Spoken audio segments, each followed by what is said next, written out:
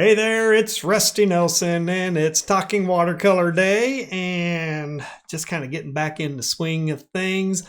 The semester is over. This is the last week before grades have to be turned in. Kind of embracing the freedom that the summer session will bring. So I've got a couple months before I teach my July session coming up with the seventh, eighth, and ninth graders. So they're a lot of fun. I teach an animation course in the summer with these kids, and it's a lot of fun. We do a week worth of cell frame animation where they're drawing basic things like bouncing balls and things, learning about the principles and elements of animation, and then we move into a week of stop motion photography animation. And we cap off the third week by designing and then building claymation characters and then use stop motion photography.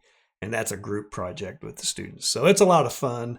They do, well, I like laughing because I think I've killed many a budding animation career with this course. So they do get a good sense of how much work that animation really is. The work you have to put into just getting a few seconds and a minute or so of content finished up, and then the post production, adding the sound effects, adding the audio. So it's a lot of fun with the students, and they do learn a lot, and they do learn a lot about themselves. I've seen a lot of students when they're doing this course, they come in with a lot of, actually, some really good drawing skills and skill sets already developed, and they've done it through drawing manga and anime characters and this and that, and they're very, very precise, very good. But that can work negatively towards what they're wanting to accomplish in animation, because they want to draw too much detail, spend too much time per frame, because we are working 24 frames per second on twos. With, if you know anything about animation, that's a significant thing, that you're only seeing these frames for 1/12 or 1/24 of a second, and you got to work quick. And that's one thing I think it's kind of a rude awakening to the kids in my JBA session. But yeah, anyway, I'm trying to get my summer started, sat down and worked out a weekly goal sheet of everything I need to get accomplished on getting prepped for the summer session in July and my fall semester, my last year teaching in higher education before I retire. So I got about 5 classes I'm prepping. I do a couple that are stacked. So like animation 1 and 2, 3D animation 1 and 2 are stacked courses. And some, I think I have a drawing course that I'm teaching. It's a hybrid course, so I'm doing a little bit of it online, in person, and this and that. So yeah, really, since COVID came along, we've really altered our program to where we are a lot more flexible, being able to deliver the content in our courses in a number of ways, so students can kind of pick and choose what they like working with, and each one has its pluses and its minuses. So we're learning to be a lot more flexible with the delivery of our content, and me doing this kind of stuff is also helping improve my in-class teaching and delivery as well. So thank you, YouTube, for giving me this opportunity to get better at my craft. So, let's see here. Yeah, let's see. Oh yeah, and then getting stuff banked. That's the main reason I'm putting together that goal sheet, just so I can get organized. I need to get a little better structure on what I need to do content wise for my channel here, and deliver stuff for the watercolor days and my drawing days tutorials. So I've been kind of all over the board, and so I want to get a little more organized, a little more structured with the type of content I'm delivering. I'm whining about trying to learn all this new software. I've been struggling with, especially with my demos, not so much with the talking watercolor, because I can sit here and talk directly into the mic, and I think the audio sounds a lot better. So I'm starting to think that maybe a good lavalier mic, something I can clip on to my shirt or dangle from my hat or something, that would improve because I'm always looking down and not speaking directly into the mic. So the audio, I think, kind of sucks a lot of times on my tutorials. And again, I'm just with OBS, the software that I'm using, that I will be using also for streaming. I'm trying to iron out all these bugs. And I did kind of tweak out I just touched my mic. I am tweaking out how to work with my mic within the software. And it's pretty cool, all the stuff you can do. And just learning all sorts of new things since the disaster of CapCut a few months ago. So I'm really excited about it. It looks pretty cool. I've got all sorts of things that I can click on and switch around, and I'm figuring out how to do my little picture in a picture down in the corner, and then be able to switch scenes. So there's I'm talking baseball now. So anyway, that's where I'm at here, trying to get the summer going. Get myself organized and working on those things I've been promising, like the live stream for Patreon members, and also putting together, and I got a really good start on the 15-week syllabus for watercolor. I'm going to do one for drawing, and I might even do a quick maybe a 4-week, 8-week skills syllabus, just kind of get you up off the ground. If you're starting from scratch, something like that, just to get you over the very fundamental things that you need to be able to do well. I think that will be a fun thing as well. So I'm going to hopefully develop a number of options that you can go over to Gumroad. I'm thinking I'm going to post them on Gumroad to where you can buy the syllabi.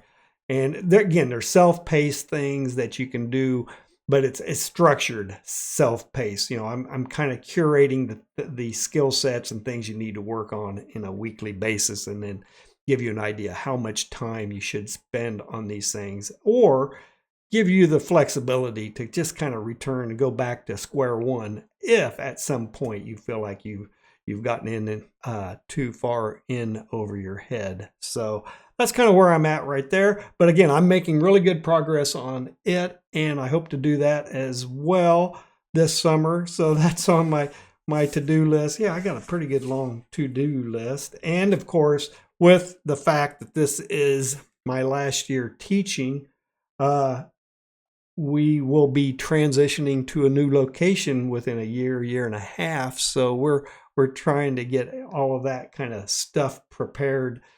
I mean, we've been here for this will be my 28th year at the university teaching. So we've been in the same house all those years. So we have a lot of stuff to start thinning out and organizing and transitioning back to where we're going to be back in Kansas, where I originally grew up. And we have a ton of family back there. So we're looking forward to seeing everybody on a more frequent basis.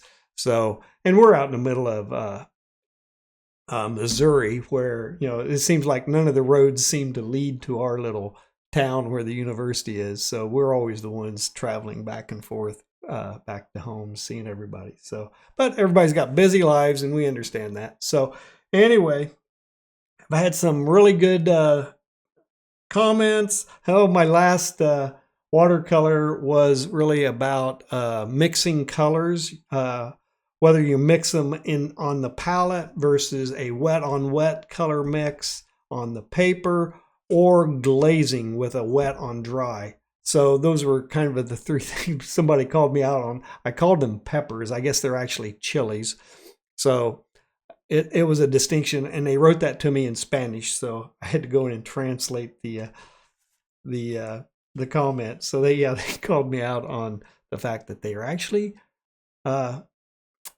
chili peppers. So anyway, it got very specific on me. So I need to get a little more precise. I know it's like when I'm grabbing my resources and things from Pinterest, like birds or something. I need to pay more attention to what freaking type of birds they are, that because somebody will call me out on it every time. So, but all I want to do is paint the damn things, right? They're a cool looking bird. But I have actually learned quite a bit about birds, and because I'm searching for birds so much on Pinterest and this and that, I'm starting to get birds in my YouTube feed as well.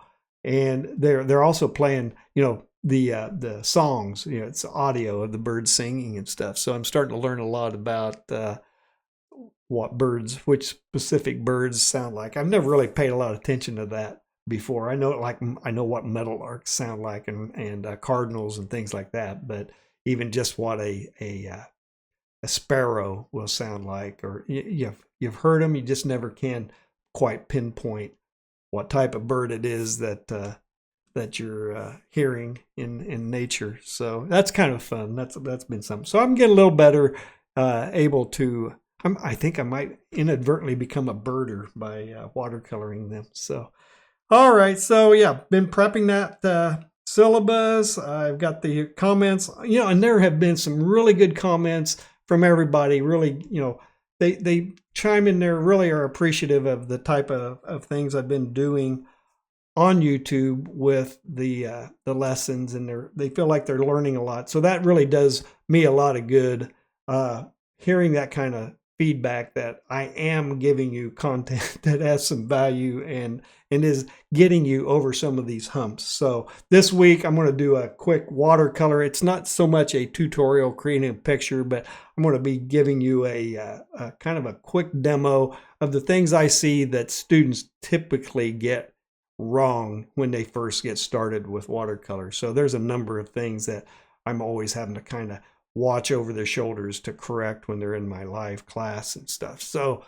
I think I'll do that this week. I think it'll be a down and dirty, 15 minutes max probably. So I can go over those things pretty quick. I'm going to again get back to, I know I promised this last week, and I did an ink drawing of a 2-point perspective structure last week, and I think I'll get back to figures this coming week. So maybe a quick tutorial. I'll come in cold. I haven't done any figure drawing in a few weeks, right? So I'll come into it cold and show you kind of the value of getting warmed up before you commit to doing the refined sketch and the drawings of the figures. So this should be a good lesson and show you the importance of just sitting down and warming up before you get started. So that's going to be coming this week as well.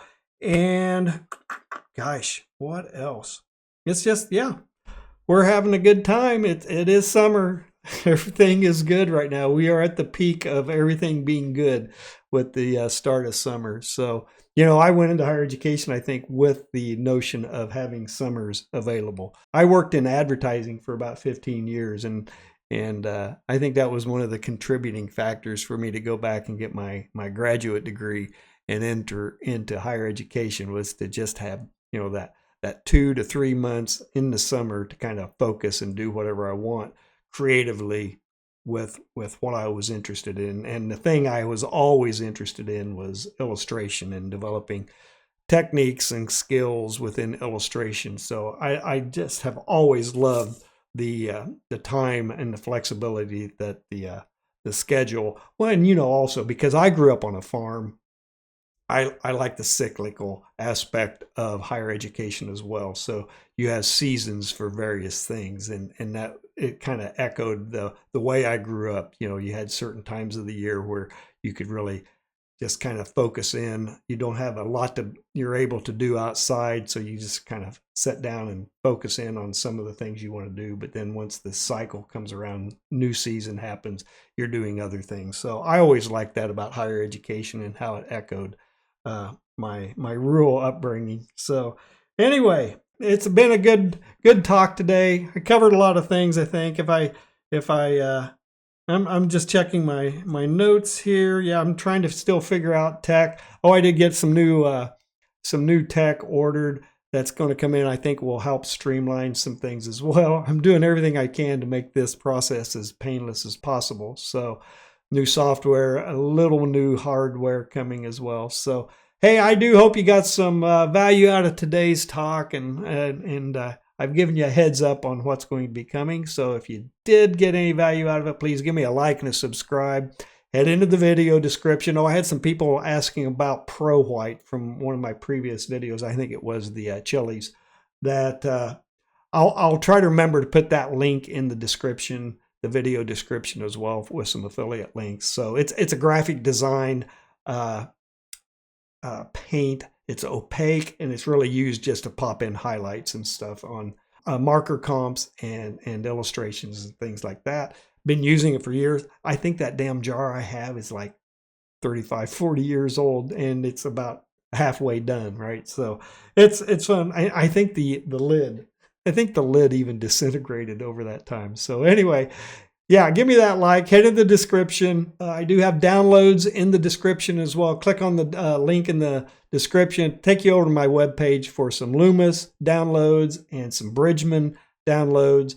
And head over to my Patreon channel and give me a $5 a month membership if you think I'm doing anything on this channel that is worthy of that kind of support. So, hey, I hope to see you next week talking watercolor.